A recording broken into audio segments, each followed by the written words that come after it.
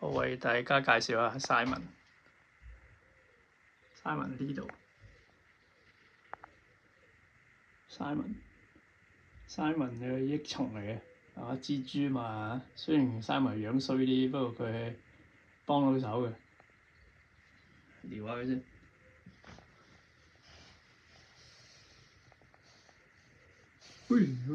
Simon 咁啊，由得佢一齊共存啦，同啲核突嘅共存。學識共存係一個提升自己心態嘅一個竅門，